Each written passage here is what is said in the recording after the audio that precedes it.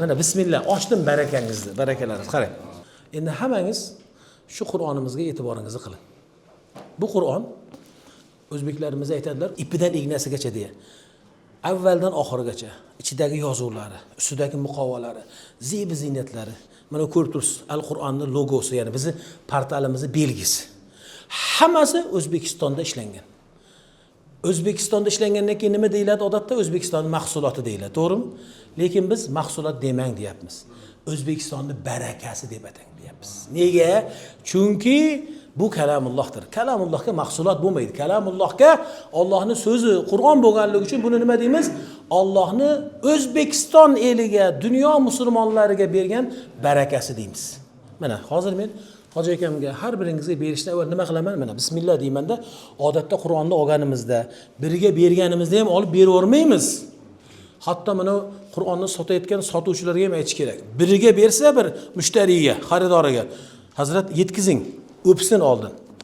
Muborak bo'lsin desin. Bu albatta O'zbekistonning barakasi dedik. Barakaligi shu yerda. Birinchi O'zbekistonda ishlab chiqarildi. Asosan barakasi budir. Ichini ochasiz. O'zim ochganda ochdingiz, qarang. Shuni bitta hammangiz shunga qarab turing. Mana. Qaraysiz, tepadagi QR kod deyiladi. Hozirgi bu nima kompyuter va telefonlar tilida. Mana shu ham bir baraka. Shu oddiy bijil bo'lib turgan bilan ishoning, mana shu joyga aynan meni to'liq Qur'onimni basmaladan boshlab minal jinnati va nas deb joylashtirgan.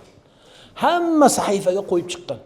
Shunday telefoningizni olib kelasiz, qo'ysangiz rasm chiqadi, bitta sariq chiqadi, ustini bosing Hoji aka deydi. Bossangiz men Bismillahirrohmanirrohim o'qiyman. Basmaladan boshlab Alhamdulillahi robbil alamin o'qiyman, ozgina turaman. Ar-Rohmanir-Rohim. Nega? Siz men kabi o'zbeksiz.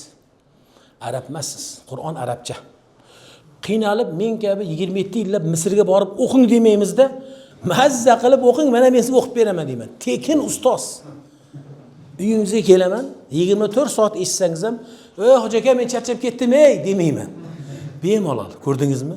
Haqiqatda baraka bo'ptimi, yo'qmi? Bo'lib ham bu nima? Namozlarda bir o'tirgan bir halqalarda, munosabatlarda yozilgan emas.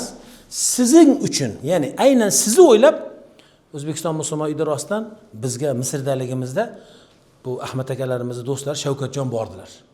Ya'ni rejissyorlar borib 40 kunda yozdik. Minal jinnati va nasib tugaydi. Buni asli videosi bor.